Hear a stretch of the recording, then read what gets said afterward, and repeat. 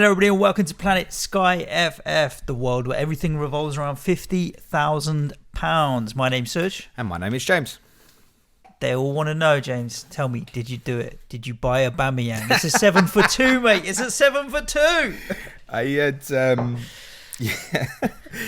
shout out to our Man United correspondent, my cat playing, he's winding me up every week and I love it. It's brilliant. He's like, go on, James, with the old Bart Simpson. Yeah, exactly. Say gif. it. Say it, James. Oh, Aubameyang's got a 7 for 2. It's like every week, but yeah. I wouldn't say I wish I'd bought him. No, not at all. It wouldn't have worked for me. But I did have a few. Nicky Kassam DM me and he said, "Thanks, James, for getting for tipping up Aubameyang." I'm like, "You idiot, mate! If you're following what I'm saying."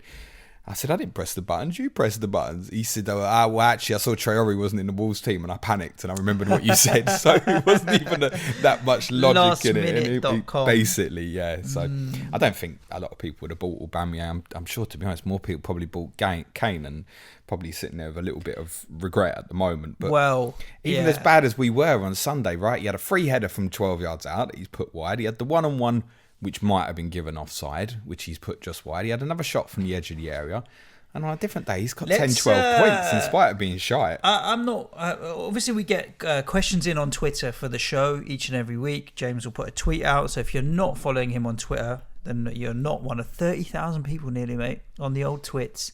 And let's just wipe out 50% of the Twitter questions now already. Because you mentioned Kane's name and we talked about Sunday. And it's a very obvious burning question for a lot of people is Antonio versus Kane, because obviously West Ham have Europa League and we play quite often on a Sunday and Kane plays on a Sunday. Kane as captaincy coverage for Sundays was looking like a real good option, yet Spurs are playing badly and Antonio just keeps scoring. Even when he doesn't have his best game, he'll still get on the score sheet, and so many people have said, is it even worth it for the captaincy coverage to go to Kane now? Why not just leave it and go to Antonio instead? Because it covers you off the majority of the games where you would have put the armband on Kane. Yeah, it's a fair question. Should we leave them hanging for a couple of minutes while you tell me how your game week was? Yeah, I think it was... I mean, the game week itself rank was 29,800. Now, that's not disastrous, top 20, not 30k, but it's also not great.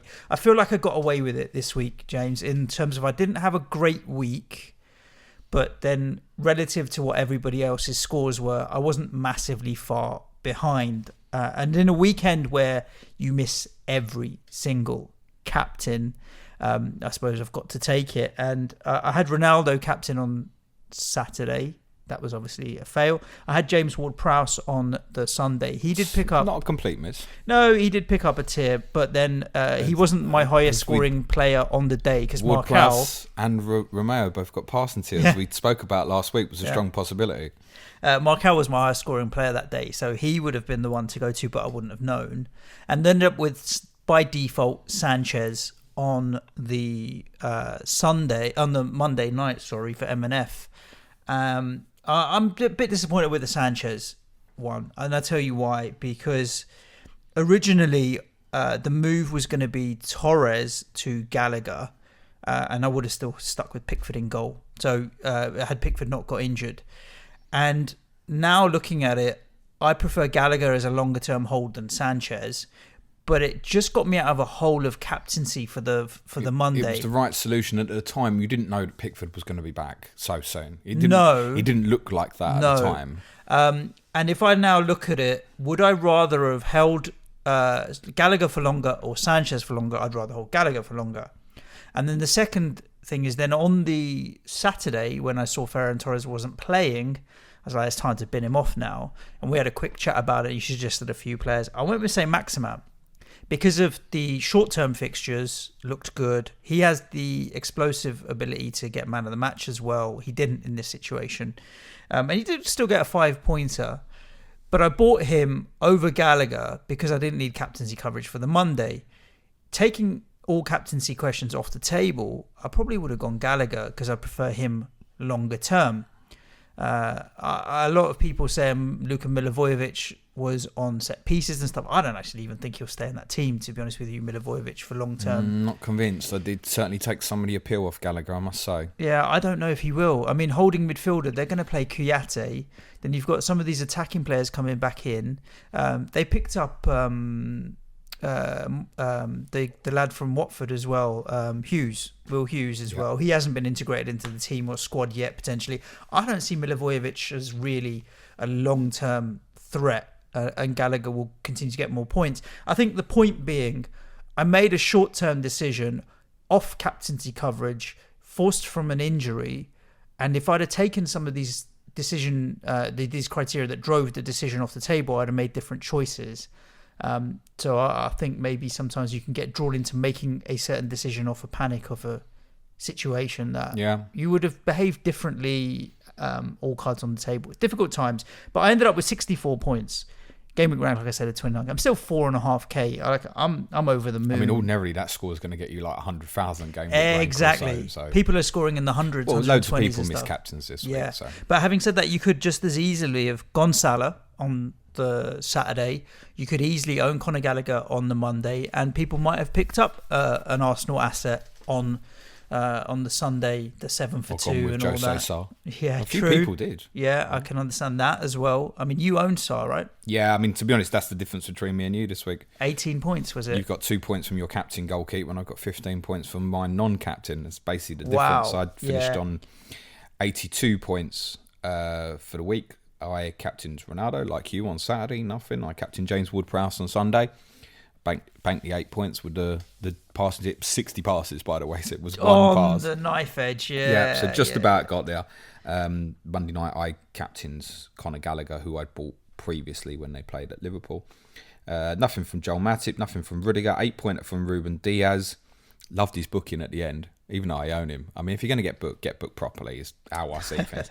Jose Sarr, 15-pointer, assist for Damari Gray, Rafinha, 9-pointer, Mo Salah, 9-pointer, Mikel Antonio, 9-pointers, got me up to exactly 1,528 on, before you ask me, Suj, because I'm ready, 578 points. 578, so you have about 35, 40 points more than me in total now, but I'm still very comfortable. Like this game, I'm playing my own game, if you know what I mean. I feel like the complications of it and the understanding that some top elite managers have is far greater than mine, so they're naturally going to do better. I mean, you talk about Mr. McAnulty.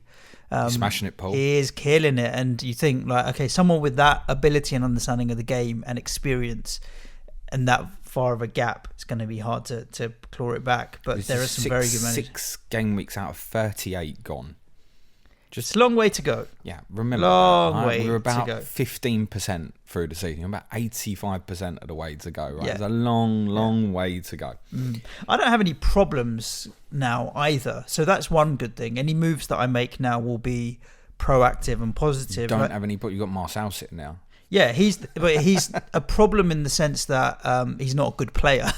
He's not a problem that he's injured or dropped or rotation risk. And the good thing, good news I have around Marcel sitting there is I've got 2.4 million in the bank. So I'm not having to replace him with fodder. I'll be able to get a half decent defender. You could go to Joel Matip on Sunday then, can you? Yeah, James just said it. There's a meme ready and waiting for Gary as my cat playing. Go on, James, say it. Buy Joel Matip. I don't recommend buying Joel Matip this week, by the way. Not with Manchester City going to Anfield. It definitely won't be passing tears in that one for him, which is a topic of debate I think we'll come back to on Liverpool. To go back to the original question, Suj, this Sunday, I think before we talk about captaincy for Saturday, Kane or Antonio? So my plan was always to go into this week and buy Harry Kane. It was always my strategy. Get a little bit more info from the Wolves Cup game last Wednesday night, where actually most of you won't have seen it. Harry Kane played really well at Wolves last week. So it's easy to look and go, he did nothing against Chelsea. He had an off day at Arsenal. You haven't seen the game in the middle. I'm telling you, at Wolves last Wednesday night was very good. It looked like the Harry Kane we expect. Could easily have got a hat-trick in that game as well. Scored a brilliant goal. Quite how we didn't get a second from one John Ruddy save. I mean, Ruddy's put his hand up and closed his eyes and it hit his hand and went over. I've no idea. I'm not going to buy him as it stands. And the simple reason is One, it's going to cost me a transfer that I don't necessarily need to spend at the moment because I do own Mikel Antonio. And it's looking at the two respective game Sundays coming up in the immediate. So my plan was to go Ronaldo to Kane this Sunday, captain Ronaldo on Saturday, which is what I'm going to do. Go to Kane on Sunday, captain Kane against Villa this Sunday, captain Kane against Newcastle next Sunday, sell to an Arsenal player on the Monday night. That was my strategy plan. But looking at it more, I have to ask myself, the more I delve in, Antonio versus Kane, just looking at the two right now and going, Brentford, look all right defensively. I know they conceded 3 against Liverpool at the weekend, but that can happen to absolutely anybody. Villa have had a good couple of games. I think we have to factor that into the decision-making process as well and say, look, is Harry Kane likely to go off against Aston Villa at the moment? And I just don't think it's worth the transfer. Yeah. And I think that the key point is not just this Sunday, because I think if I owned both this Sunday, I probably would captain Kane. Because I'd probably look at it and go, if I'm not going to captain Harry Kane when Liverpool, Man City are playing each other and he's got Aston Villa at home, then I'd have to ask myself, what did I go there for? Correct. Almost as the most... Is he the most expensive player in the game, Kane? I think he is, I want to say he is. He's 12, isn't he? So I think if I had Kane, I would captain Kane. But Antonio offers a brilliant competitive choice. And I think the more important thing was looking the week after is more of a concern, because I think the Sunday after the break... It's 2 weeks after. Just we've got the international break. For timeline clarity Correct. for people, it's not next week. It's going to be... There's quite a bit of football to be played in between. Sunday the 17th is Everton against West Ham, which is the earlier kickoff. Newcastle Tottenham is the 4:30. They're the only 2 games on Sunday the 17th. So it's the same choice, basically. And what I've done through my thought process is ask myself, what are the worst case scenarios? So I think Kane away to Newcastle or Antonio away to Everton is a clear Kane. Correct. In my opinion. Kane scored twice in his last 2 visits to St James's Park, 4 in his last 2. It's the ground he likes. It's a defence he should like playing against. So I think for that one, you say, yep, definitely Kane. But if I haven't gone this week, am I getting him in for the one game? The answer to that would have to be no. I have Antonio to compete. Now, so... What I do in my mind is, right, what's the worst case scenario? Well, the worst case scenario is between now and then, Mikel Antonio gets injured. Correct. Which is always a possibility, right? He's probably going to go and play for Jamaica again, I'm going to guess. Yeah, he might. He might.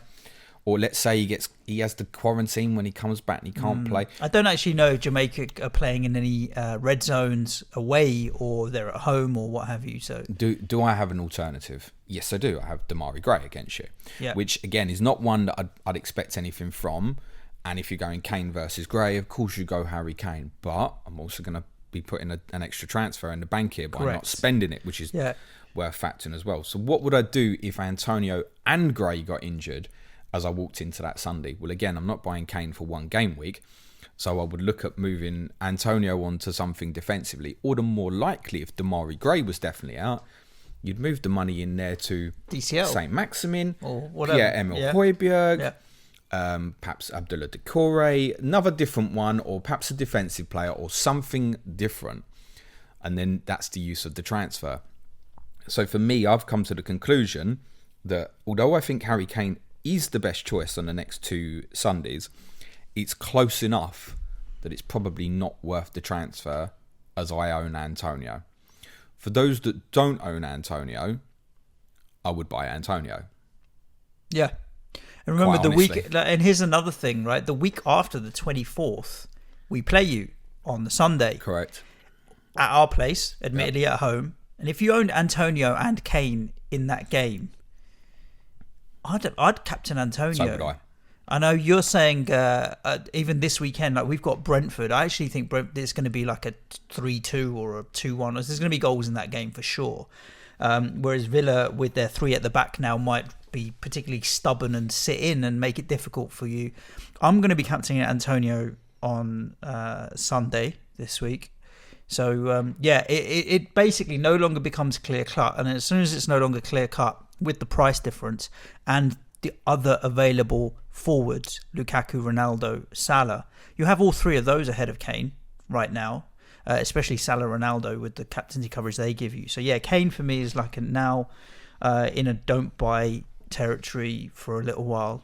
No, I think it's okay. I think you can. I'll just explain the reasoning why currently I'm not going to. Yeah. Now, again, to be honest, my original plan was Ronaldo to Kane this Sunday.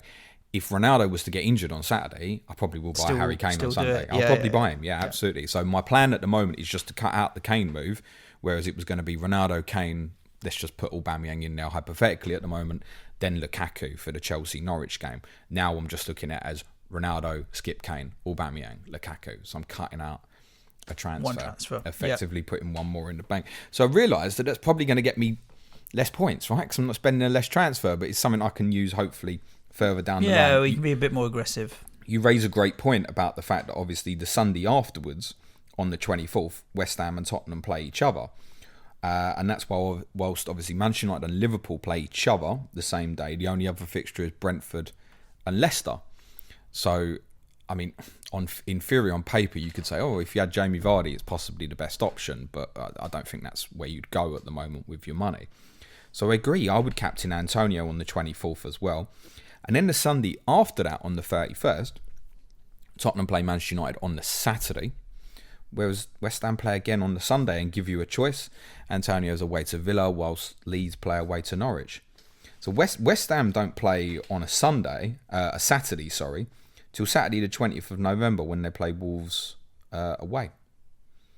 And that's almost the first point of thinking of selling Antonio. Yeah, as long as he stays fit. Yeah, that game on the 31st, I do fancy Rafinha away at Norwich more than I fancy Antonio. But yeah, keeping your options open, I think Antonio does cover you pretty much the majority of the time.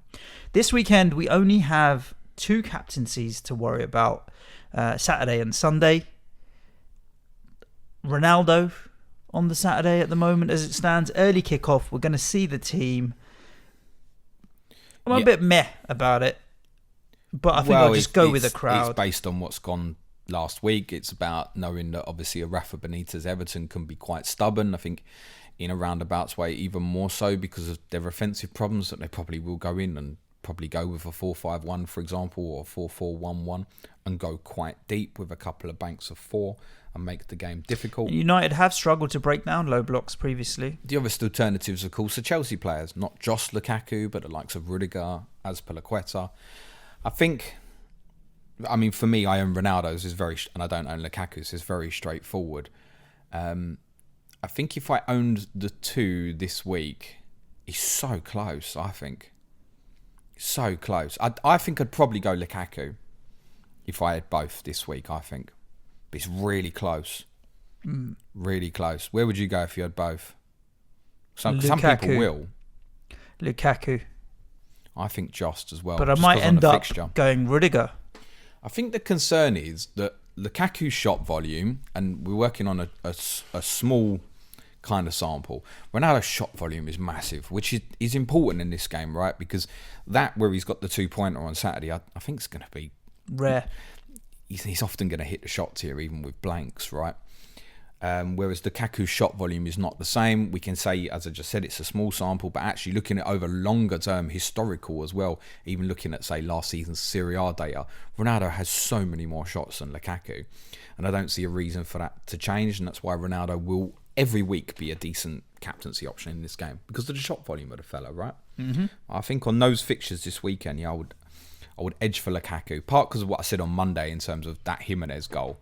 It made me think of Lukaku and getting at them and bullying them straight away. So I'd probably just about go Lukaku, I think. Yep. But if you want to play it safe, the safer is Ronaldo, because I guess the ownership's much higher on Ronaldo. Yeah.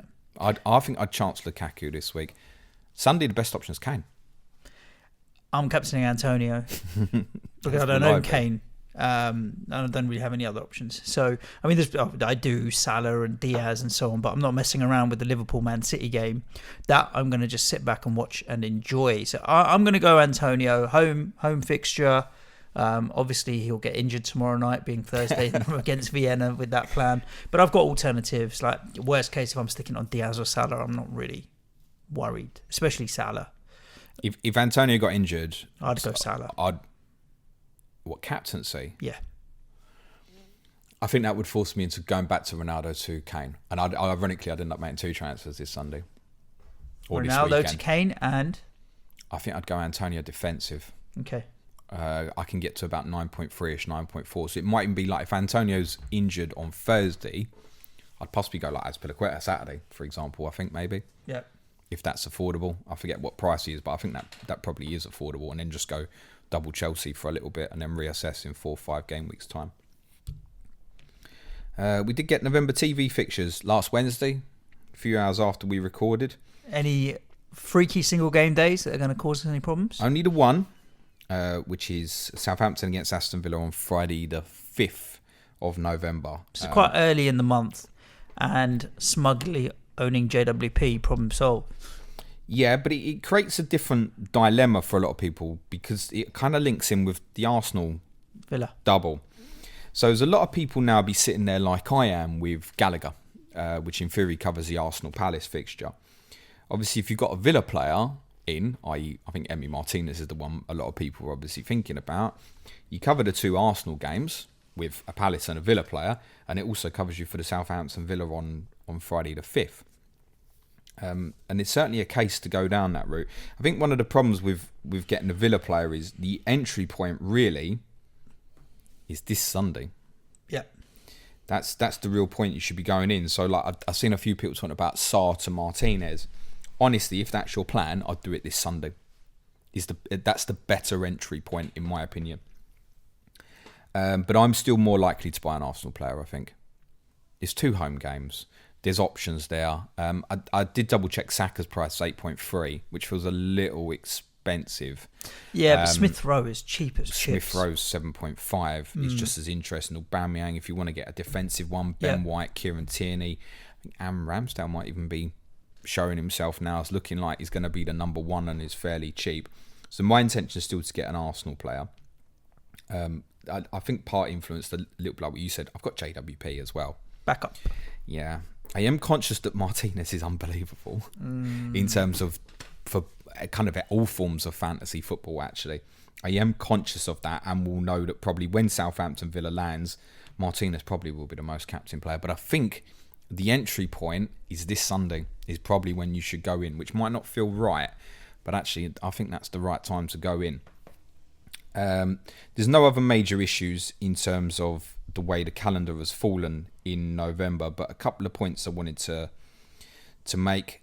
Saturday the 6th, with United playing Man City and Chelsea playing Norwich at home, Chelsea's a clear standout from the captaincy that day. Sunday the 7th, Liverpool travel to West Ham, Tottenham go to Everton. So my current plan at the moment, the way that's fallen and the way Chelsea's fixture the following week has fallen, they're away to Leicester on the Saturday the 20th. Actually, it's an international break in between. Saturday the 20th, they're away to Leicester, while Tottenham have Leeds at home. That day, I'm definitely going to Harry Kane, as long as he's fit. Because Kane has a brilliant little stretch of Leeds at home, Burnley away, Brentford at home, Norwich at home, and they are 4 captaincies. Right. As far as I'm concerned, it's 4 of the weakest defences in the league. I know Brentford are doing quite well at the moment, but though that's a definite interest. And you can go Lukaku to Kane either on Sunday the 7th to cover captaincy on Sunday the 7th if you wanted to captain Kane at Everton, or I think even better is probably just go with Salah on that particular Sunday the 7th if you own, or an Arsenal player. They're at home to Watford is interesting on Sunday the 7th. And then you could go Lukaku to Kane the following Sunday, the 21st of November. I definitely want Harry Kane for that period if he's fit with them 4 fixtures. I wouldn't even give a shit if he didn't score between now and then. I think I'd still buy him. Yeah, that's a definite in terms of my plan. And just looking further on, because we've only got the fixtures up to Sunday, November the 28th. There's a midweek set of fixtures afterwards, which we haven't got confirmation on the fixtures. Now, Sky have announced Brentford versus Everton on Sunday the 28th as a 2 p.m, which royally stitches up Amazon, who have the coverage for the midweek games afterwards. They did not need to put Brentford Everton in there on that day. There's actually 5 fixtures on Sunday the 28th now, and there's 5 on Saturday the 27th. Why have they done that? The reason they put Brentford and Everton on Sunday 28th is so they can't show the Merseyside derby on Tuesday the 30th. There are only 2 games that go on Tuesday the 30th. Why can't they show the Merseyside derby? Because you can't play on a Tuesday after a Sunday. Of course, they're not going to make them do that. No. Well, they'll have the coverage for all 10 games. Yep. but they can't put it on Tuesday the 30th. Back on So Wednesday. what Sky have left them with is only 2 games can physically go on Tuesday the 30th. Those are Leeds at home to Crystal Palace and Newcastle at home to Norwich. Okay. Something to be conscious of. I think for those of us with Rafinha, if he stays fit, then he's a longer term hold. St. Maximin, Gallagher, there are a few players who cover that, but that's a day to certainly keep in the back of your mind. What it also means, on Wednesday the 1st of December, Chelsea, Manchester City and Liverpool are basically all guaranteed to play on that Wednesday. Right. That's because of where they played the weekend before, and it's also to do factor in Champions League fixtures the following week. So, for example, Manchester City and Liverpool, I think, have to play on Saturday the 4th, so they'd have to be on Wednesday the 1st. Similar applies to Chelsea because of other fixtures as well. What that means is Manchester United play Arsenal that midweek. Now, United or Arsenal could go on Wednesday the 1st or Thursday the 2nd, but it seems to make sense to me that if Amazon are going to be forced to show City, Liverpool and Chelsea all on Wednesday the 1st, to, let's say, less high-profile games on a Tuesday, they're going to want Man United and Arsenal on a Thursday, aren't they? Yeah. Which does work. It does work in terms of the calendar. And that means a great entry point back to, if you're intending to sell Ronaldo, as I am at some point, and many of you might be, a great entry point back into them on either Thursday the 2nd against Arsenal at home, which you might be thinking, oh, that's one too early, but it's probably going to end up being the best captaincy that night, although Tottenham-Brentford could also be that Thursday night, so again, Harry Kane possibly. Or obviously then, if United play on the Thursday night, they won't be playing on the Saturday, so you can enter back to Ronaldo on Sunday the 5th before they play Crystal Palace at home. So there's an easy entry point. If you're thinking, oh, I'm going to sell Ronaldo, how am I going to get back in? The re-entry to Cristiano Ronaldo, I'm fairly certain, is going to be very, very comfortable in time for United's brilliant fixtures. And as long as Ronaldo is fit, his ownership through December and January is going to be absolutely monstrous. You'll be in big trouble if you go without. Mm-hmm. So if you're selling, just be conscious. I think the re-entry to Ronaldo will be fairly comfortable. Okay. We've had plenty of questions in on Twitter, James, and I would love to get through all of them. So we'll keep them rapid fire. And of course, I think we've answered quite a few by talking about Kane. There's one other player that's disproportionately mentioned in the questions and has come up a lot. It's one of your faves, mate. What, Joel Matip? Joel Matip. Is he really? Why? Yeah, I have no idea. But when we get to the questions, you'll why Matip? Ale. This is a very simple one question. Hello. Can I realistically win it if I start playing this week? No. You're 500 and 600 points behind some of the top elite managers. Yeah, no way of clawing that back. You can't. No way of clawing that back. But it's still worth playing. But yeah, absolutely that. 100%. If you want to play Sky Fantasy Football and you think, oh, I can't win it. No, you're right. You can't win it this year. But you can make a strong fist at trying to win a manager of the month, for example. Exactly. And I would highly recommend playing the game and learning the experience now and be ready to try and finish first next year. Because I think, although we say often, and it has happened before, that first-time players can win, that in the coming years is going to get harder and harder and harder. So if you can get the experience of how to play the game now, I'd highly recommend it. Yeah. Ben, is it worth going Matip to Christensen and Ronaldo to Lukaku this week?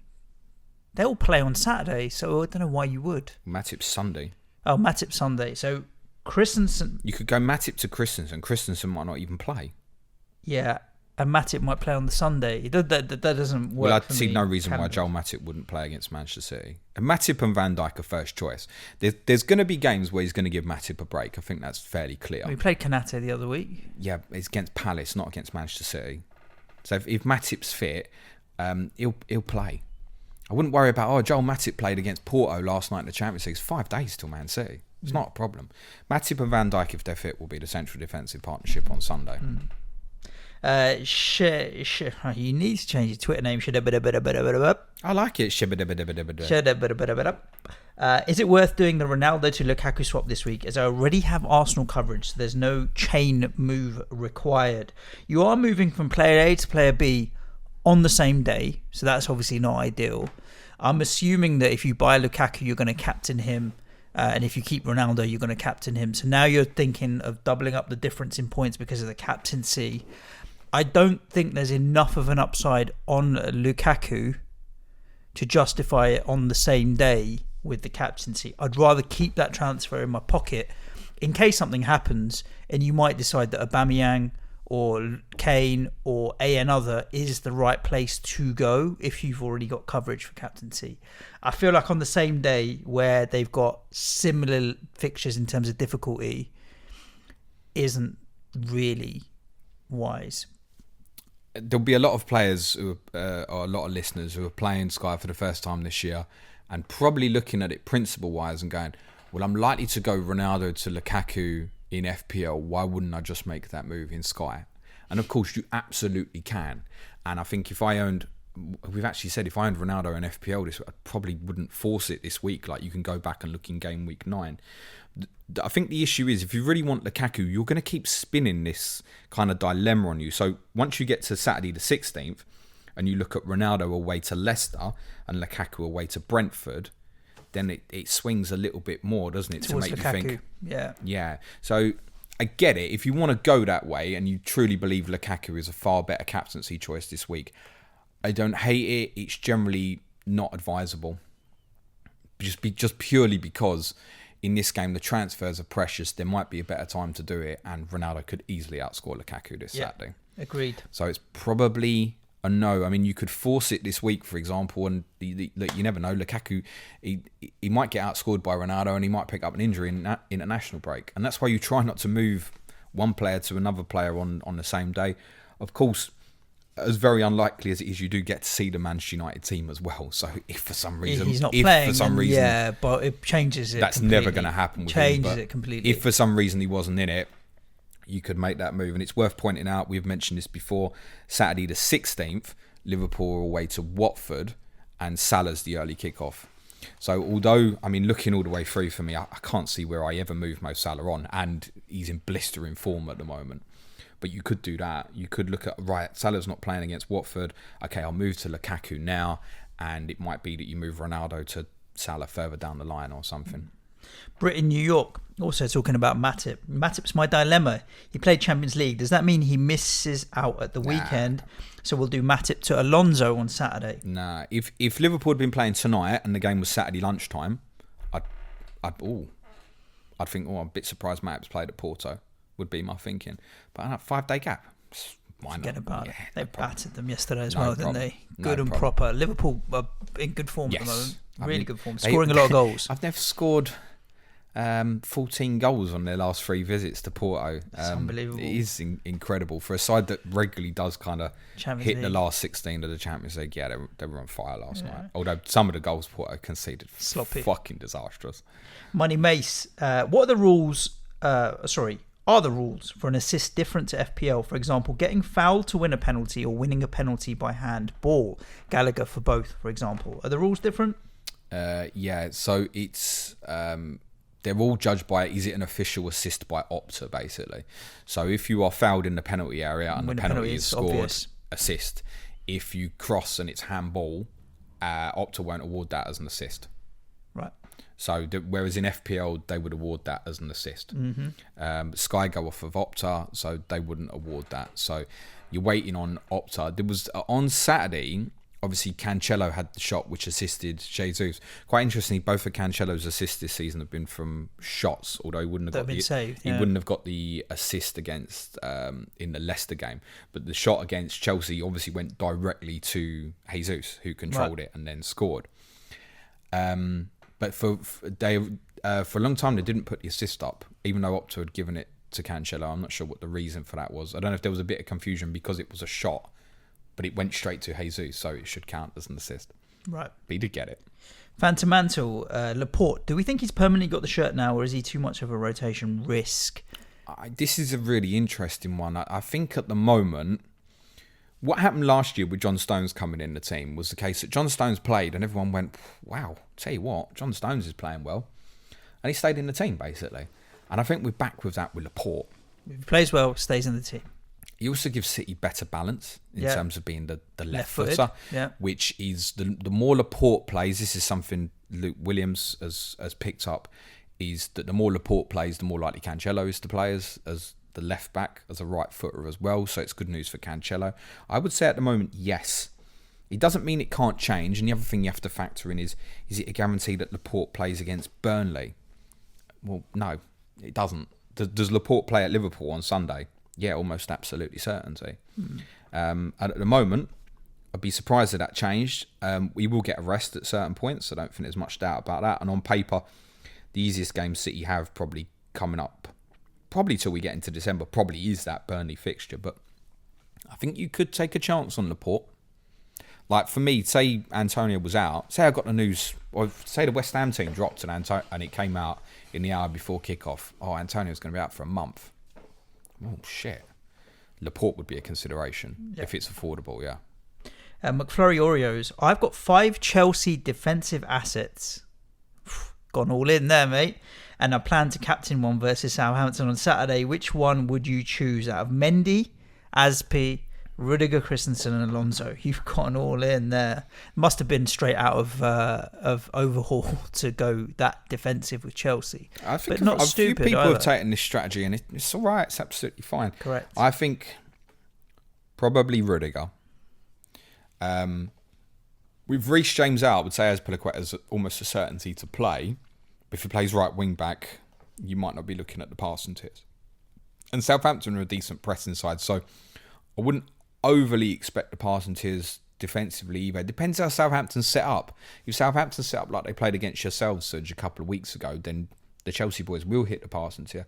If they want to get in their face a little bit, like they did a little bit actually when they went up to Man City, then they might not. I would go Rudiger. I think so. Rudiger or Mendy for me is the 2 safer options.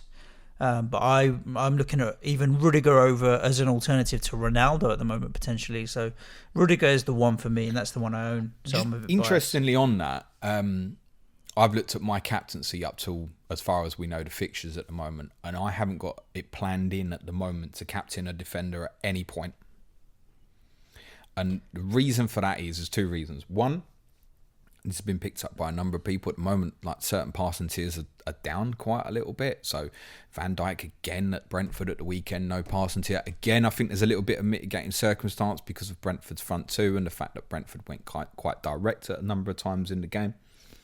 But the other thing is, and you have to adjust by season. No season in fantasy football is the same. And the adjustment this year is the power of the forwards is mad.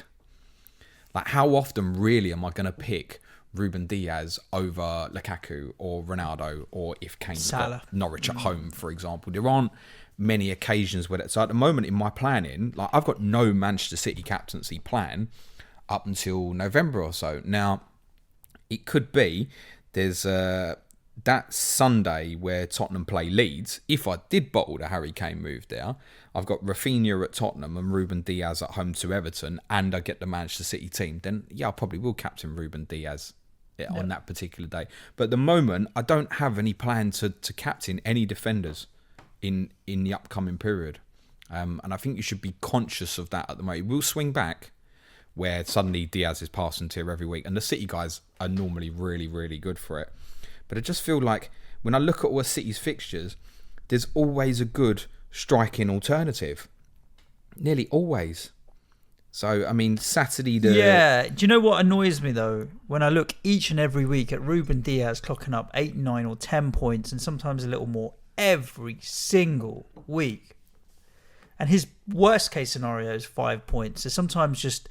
if it's a 50-50, I might even hedge it with... Because his points every single week make me think, why don't I just captain you every single week? Because he's so flipping consistent. But I do get the upside of the strikers being even higher. Like, you're never going to get a 20-pointer out of Ruben Diaz, which you might out of a forward. You take that Saturday the 16th. Let's say I've got Salah and he's not in the team against Watford. Do I take a chance on Ruben Diaz at home to Burnley as a non-Lukaku owner? Yes, I probably do at that stage. But if Salah's in the team, my captain Diaz at home to Burnley with no team news rather than Salah against Watford. No chance. I'm just going Salah, aren't I? No chance. And it feels like that in so many of the Manchester City game days. It's worth saying. And that's why there's a case. Like, if you don't have one at the moment, I would strongly consider going Laporte or Cancelo over Diaz. Yeah. Right, we're going to rattle through some of these quick fire, James. I've done the old thing, but Lukaku, Salah and Ronaldo, if you own all 3, but you need to move one on for Antonio or Kane to give you Sunday coverage moving forward? If you've got Salah, Ronaldo and Lukaku, which one would you move on to get one or the other? Ronaldo. Move him on, go to Antonio. The timing-wise is right. You're not now moving Lukaku ahead of those fixtures. Salah, like Watford away on the 16th, even Brighton at home on the 30th is a potential one to compete against Lukaku. He offers full-back option on a number of Sundays, including Sunday, November the 7th. Might be one if you look ahead. Salah's away to West Ham. It's not brilliant, but actually it might cover you the problem there on that particular Sunday. So it would have to be Ronaldo, would be the one to go. I wouldn't make Ronaldo the best choice again until Saturday the 20th. He himself is away to Watford. Salah's got Arsenal at home. I think that's one we go, yep, Ronaldo's the best option. We're talking Saturday the 20th of November. And actually, up until I've said that entry point, which is either Thursday the 2nd of December or Sunday the 5th of December, that's the only one where genuinely, even Cristiano Ronaldo, one game day between now and December, I think is the best option. Okay. After this weekend. And to be honest, I would go Lukaku if I had both this weekend. So it's definitely the Ronaldo sell for me. Yeah. Daniel Barnes, money aside, who is the best Arsenal asset to bring in for the 2 single game days? Obama blood clot, yeah, as our friend Troops would say. I don't want to get memed this week, but for me, probably, yes. I mean, for me, yes. I would add, off the performance at the weekend, there was a very big difference in body language and attitude from Aubameyang as well. He looked interested, whereas previously he hasn't. I don't think it takes much for him not to be interested again. I mean, it's worse. It's easy to be motivated for the North London derby. And particularly in this case as well, remember what happened when the two teams, and it's worth saying Arsenal battered Tottenham in the same fixture last year with a different manager behind closed doors. Lamela Rabona was the only time we crossed the halfway line in the first 80 minutes. We actually played just as bad that day as we did the Sunday just gone.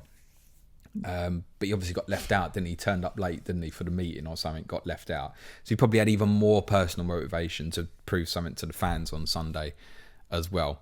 Aubameyang will get goals. I mean, for me, those two Arsenal fixtures that he's got, he's going to be the best option because he's the most powerful. And it may well be that it's 8 points across the 2 games and literally nothing. But he's the most powerful option. And that's why I think at the moment he would be the most likely get for me. There are alternatives though. Smith Rowe, Saka if it's affordable for you, Tierney, Ben White, even Gabriel now he's back. I think you'd go Ben White first, and even Ramsdale. Yeah. All options. So, Aubameyang though, in all honesty, yeah. Tom Naslet wants to know what to do with Trent. Should he go straight to Ruben Diaz, who he already owns Cancelo, or go to Antonio and captain him for the next 3 Sundays, currently in a 4-4-2? So this is a little bit similar, like we had a lot of debate last week about Rafinha. What do you want to do with Rafinha? Oh, Rafinha's going to miss 1 game or something. Well, Rafinha is someone who I do not see leaving my team at any point, as long as he's fit. I've got an amazing run of fixtures ongoing, which admittedly Liverpool don't have upcoming. But look at Rafinha and go, you are staying for me all season long. Now, I don't own Trent in Sky, but a lot of you may do and may also have been thinking, Trent's going nowhere for me all season. If that's your opinion of Trent, let me tell you that he might miss Manchester City at home and he might be back for Watford away. So it's probably a hold. Now, the flip of that is, after Watford's Manchester United away, so you think, well, if he's not back for Watford, I'm going to miss 2 games. And then Manchester United, you could even make a case that you could re-enter onto a Liverpool player for that Manchester United fixture on Sunday the 24th. If not, you're probably not going back till Sunday the 7th of November when Liverpool travel to West Ham. You may think, oh, that's not great. And if you don't do that, you're not going back till Wednesday the 1st. And you probably won't be going back on Wednesday the 1st because, as I said, the 2 teams that will play on the Tuesday, or the 4 teams, Norwich, Newcastle, Leeds, Palace, which one are you selling of them to get to Trent? It's not going to be affordable. So if you come off, you might find going back's not particularly easy. I think, without the information, I wouldn't have expected anything against Manchester City this weekend anyway. I would probably hold. Yeah. We also have a question coming in from FPL Hambone. Is it time to drop VVD to Matip or Cancelo or a Chelsea defender? He's not passing the eye test or the ball enough at the moment. Can I just say something, Jace? Virgil van Dijk is the 3rd highest scoring defender in the game. Yeah. How many points he got? He has 39 points. Yep. Above him, Trent. Trent's on 38. Is it not sorted? But it's sorted. It's not sorted by points. Is he the third highest scoring Liverpool defender? he's the sixth highest scoring defender. Sixth highest. Who's the highest scoring defender? Is Diaz, is it? Diaz 52 and Cancelo 52. Yeah. And he's on 39. Okay. So they've just kept 5 clean sheets in a row. Yeah. I would add. Yeah. Well, Liverpool have kept 4 clean sheets in 6. Yeah. How many points Van Dijk did you say? Sorry, 39. How many points Joel Matip? Joel Matip is 30. Joel Matip's also missed a game. Correct. A game in which Crystal Palace at home. How many points did Van Dijk get? Crystal Palace at home. You are testing me here, James. Yeah, but just I will the tell 7, you. I want to say. 10. Oh, I think you got an assist, didn't you? Clean sheet assist. Yeah, okay. So if you took the 10 off from the game that Matip missed, Matip's outscoring him. He is. Now, of course, Van Dijk's not going to get the break now and again like Matip will, and you have to factor that in, and that's why you pay the premium for Van Dijk is, if you're relying on the Joel Matip captaincy option, you're always putting yourself at a little bit of risk because he could easily get left out for Gomez or Konate at any given time. But he's definitely first choice. At the moment, Van Dijk is not worth the extra over Joel Matip. However, if I owned, I would not be moving it. I would consider that as low priority unless I had to find the money. And I'm not convinced that that's a place that many people are in at the moment. But there is a case to come down, obviously, to City or Chelsea player. But I wouldn't go, it's similar to like the Matip one. I wouldn't go Liverpool to a Chelsea defender this weekend. The one you go to might not even fucking play. Yeah. And what, are Liverpool incapable of keeping a clean sheet at home to Manchester City? Particularly with the crowd there. City haven't won at Anfield with a crowd since about 2000 Anelka was playing for Man City, I know that. A fucking long time ago. About 17, 18 years or so. So I know they battered them there last year, but Guardiola's Man City has not performed well at Anfield when the crowd's been there. And I wouldn't be surprised even without Trent if Liverpool turned them over at the weekend. Yeah. But it won't be passing tears. That. Couple more questions, James, for this episode. This one, I'm bulking 2 questions together. MC, who to get for Ferran Torres? I had this dilemma this weekend gone. Completely lost patience with him. 1.4 in the bank, so got money, but want to upgrade Duffy for a Chelsea defender soon. Was thinking about Sarr, but also want to go rogue as much of my team is pretty template. Chris Port says, I feel the person who is affecting my rank is Sarr. Is Duffy to Sarr a move to make just now? Make now, as I can't see any other good entry points. Duffy to Sarr? Yeah, must have some money in the bank. Sarr's getting a few mentions. I had the same dilemma with Ferran Torres. I ended up going St. Maximin. Coulda, shoulda gone Gallagher with hindsight. Don't mind Sarr as a potential pick as well. You still have the likes of Ben Rama in and around that value as well. There's a lot of options there. Right. Ismaila Sarr, for me, like if you have, it's absolutely great. He's going to sit there. He's going to tick along. He's Watford talisman. Watford's fixtures: Leeds, Liverpool, Everton, Southampton, Arsenal, Manchester United, Leicester, Chelsea, Manchester City, before they play Brentford on the weekend of Friday the 10th of December. Fucking abysmal. Yeah. An abysmal run of fixtures. But not if you're on Sarr, great. Wouldn't go and buy him now, particularly on a Saturday. That's a no-go. And Watford have Saturdays all the way till they travel to Arsenal on Sunday the 7th. And then your literal entry point, Watford's fixtures from there are Arsenal, Manchester United, Leicester, Chelsea, Man City. So if you're not on Ismaila Sarr, it's gone. Yeah. Unless you're trying to cover an injury. But then fixtures are horrendous. I would say if I was a Torres owner, I wouldn't sell. And I'll tell you why. Again, you could be buying a player this week who obviously would probably play, but Torres could play at Liverpool. And remember, they play Burnley at home on Saturday the 16th. I would look at Torres at the moment and go, do you know what? I'm going to sit there on it. Because although it looks shit now, he could play against Burnley and he could return. And I think then, irrespective after that Burnley game, I would sell. And there are options, a number of them. Because after Manchester City play Burnley, you've got the likes of, you could go Højbjerg, who's playing West Ham the next day. Højbjerg is playing at Newcastle. Damari Gray has got West Ham at home on Sunday the 17th, and that may cover a Wolves-Everton issue for you. Or, from the Monday the 18th, you've got the 2 Arsenal games.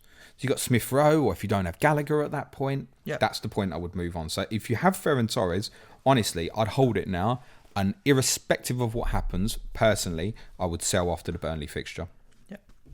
And last question of the show, James, I'm going to give to Baz McCormack. And that's because it's Baz's first ever question. He says, James, it's his first question. Welcome, Baz. Indeed. He has Mendy in goal, double Chelsea defence, Vestergaard, JWP, Gallagher, Rafinha, Bertrand Traore in midfield with three... we just put Traore. It's got to be a Dharma. I was like, what? Yeah, it's got to be a Dharma. With three premiums up top. Okay. Traore to Jacob Ramsey after Wolves game on Saturday, and then Vestergaard to Diaz and Cancelo. A good couple of next moves. 37 transfers remaining. No, because Vestergaard's got Palace away on Sunday. So Vestergaard to Diaz. Yeah, I mean, if Leicester were playing Saturday, I wouldn't hate that, but Leicester's playing Palace on Sunday. Right. So the principle there is hold that. And I know what you're thinking. You go, right, it was Palace away. I mean, they've got a better fixture than City this week. Let's be clear about that. Admittedly, the following Saturday, Leicester have Manchester United, while City have Burnley. But Vestergaard's 1 pointer against Manchester United might be more than the City guy gets because he might not play. Reality. I would not force that through, personally. And on Ramsey, just interestingly, I'd highly recommend tomorrow's Clash of the Correspondents, which we've already recorded, for Baz particularly, because we talk about Tottenham and Aston Villa, and we speak with Lee Jackson, our Villa correspondent, quite a bit about what's happening there, because they look like they're obviously going 3-5-2, but they've got so many wingers. Yeah. They've got Leon Bailey to come back in, Bertrand Traore, they've got El Ghazi, Trezeguet's out long term, but he'll be back, I think, towards the Christmas period. They're not all going to not play. They've got Emi Buendia to come back into the team as well. So that security of Ramsey, I think it's 5.8, Jacob Ramsey. Right now, it looks like, yeah, that's all right. And I think if I had to buy a player at that sort of value, I would consider him, but it may very, very quickly become someone who's getting you 1 point every week. Because Luiz isn't coming out of that team, in my opinion. Neither is John McGinn. And I think, although Ramsey definitely plays this week against Tottenham, and they'll probably play exactly the same team that played at United, bar Twanzavia will probably come in for Courtney Hawes, that system, I don't think it's going to stick. If it does stick, I think we can expect at some point probably Emi Buendia to come into that team for Ramsey, and them to go more like 3-4-1-2. So Ramsey would be a no for me at the moment. And then winger, like Leon Bailey's going to get in the team at some point. You'd think, especially after his performance last time he played. What do they do? Do they go 4-2-3-1 and then go like Bailey right, Buendia essentially, Watkins left? Or do they play Buendia in a wide area and have Danny Ings drop off Ollie Watkins? Either way, if it goes back to a 2, for me, McGinn and Luiz are the first choice.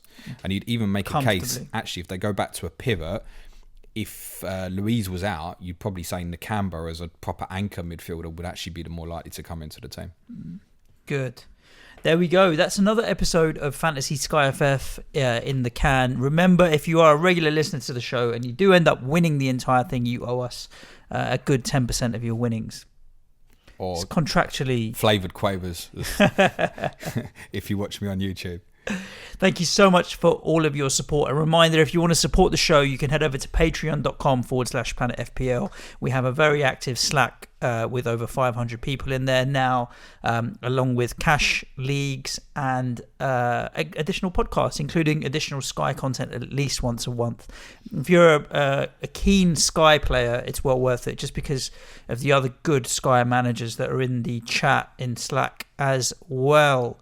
More content coming at you this week. Clash of the Correspondents tomorrow with James. Ricky Saunders, Lee Jackson, Tottenham v Villa. My timing's impeccable. And a live stream on Friday, as well as Patreon content. We still have a quiz this week. We still have Tottenham, where James will be ranting galore about the Arsenal North London derby fixture from the weekend. And of course, on Friday, team reveals and the differential show. So that will be your content for the week. Hope you enjoyed it. Stay safe wherever you are. Ciao for now. Thanks, everyone. Good luck this game week. Cue music, please, man, child.